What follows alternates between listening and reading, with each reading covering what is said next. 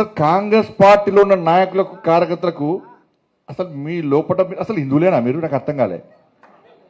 మీ లోపల హిందూ రక్తం ప్రవహిస్తుందా?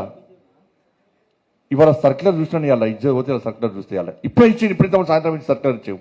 ఏమి ఇచ్చింది తెలుసా సర్క్యులర్? రంజాన్ టైంలో అంటే సాయంత్రం 4 గంటల తర్వాత పోచట వాళ్ళు.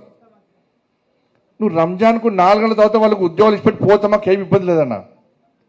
కానీ నా అయ్యప్ప ఏం పాపం చేసిండు? అయ్యప్ప స్వాములు ఏం పాపం చేసిండన్నా? నా అయ్యప్ప ఏం పాపం చేసిండన్నా? మధ్యాహ్నం దీక్ష తీసుకొని అయ్యప్ప మాల తీసుకొని మధ్యాహ్నం ఆఫీస్కి పోతే టిఫిన్ బాక్స్లో పోయి తినరాదు, అప్పుడప్పుడు వంట వేసుకొని మడితో తినాల్సి వస్తుంది. అవునా కదా? ఇలా ఈ ఉద్యోగస్తులు, ఉపాధ్యాయులు, ప్రైవేట్ ఉద్యోగులు కూడా అయ్యప్ప దీక్ష తీసుకొని ఉద్యోగానికి పోతే మధ్యాహ్నం పోదామంటే ఎవరు ఎప్పుడు తనిఖీ చేస్తారో, ఎప్పుడు సస్పెండ్ చేస్తారో ఒక భయానక వాతావరణంలో ఉద్యోగస్తులు, అయ్యప్ప దీక్ష చేసుకున్న ఉద్యోగస్తులు భయపడే పరిస్థితి వాళ్ళ తెలంగాణ రాష్ట్రంలో ఉంది. మధ్యాహ్నం భిక్ష లేకుండా పస్తులుండి అయ్యప్ప దీక్ష చేసుకునే పరిస్థితి వల్ల గంట సేపు బయటకు పోదామంటే సస్పెండ్. మరి ఏ పాపం చేసిన అయ్యప్ప? ఆంజనేయ స్వామి దీక్ష చేసుకుంటే మాల ధరిస్తే వాళ్ళకు ఎగ్జామ్షన్ ఏం లేదు, భవానీ దీక్ష చేసుకుంటే వాళ్ళకు ఏం లేదు, శివమాల ఇప్పుడు శివరాత్రి వస్తుంది, శివమాల చేస్తే వాళ్ళకి ఎగ్జామ్షన్ లేదు. మరి సర్కిల్ ఒక్కరికైనా అంటే హిందువుల పరిస్థితి తెలంగాణ రాష్ట్రంలో బిచ్చబట్టేది వాళ్ళ హిందువుల పరిస్థితి. ఇవాళ మేము మాట్లాడితే మేము మతతత్వాలం.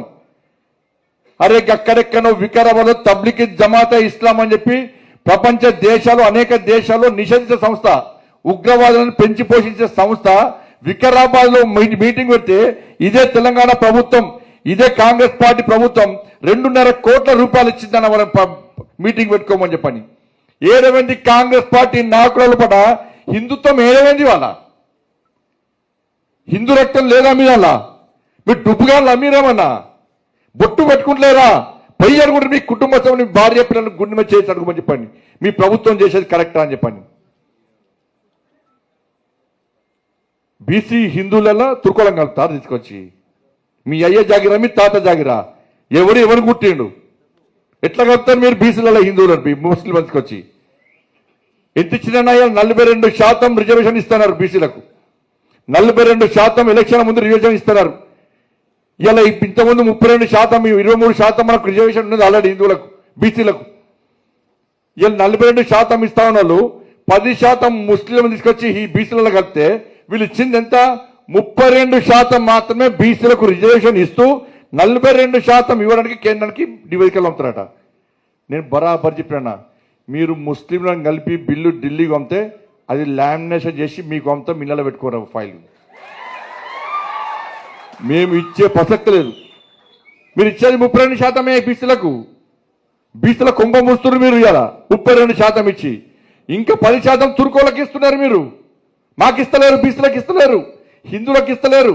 అరే హైదరాబాద్లో రాజశేఖర రెడ్డి ప్రభుత్వం, రాజశేఖర రెడ్డి 4% రిజర్వేషన్ ఇస్తే, ముస్లింలను బీసీలకు గుర్తించి 4% రిజర్వేషన్ ఇస్తే హైదరాబాద్ జిహెచ్ఎంసీ ఎన్నికల్లో 32 మంది గెలవాల్సిన హిందువులైన బీసీలు గెలవాల్సిన స్థానాల్లో తుర్కోలు గెలిచారు. మరి వాళ్ళ 10% ఇస్తే హిందువులు ఎక్కడ గెలవరు, మొత్తం వాళ్ళ రాజ్యం అవుతుందన్న చెప్పాలి. ఇలా కాంగ్రెస్ పార్టీలో ఉన్న హిందువులు చెప్పాలి, కాంగ్రెస్ పార్టీలో బాగా పూజలు చేసే హిందూ నాయకులు చెప్పాలి, రోజంతా నన్ను తిట్టేటువంటి హిందూ నాయకులు చెప్పాలని నేను మాట్లాడింది తప్ప.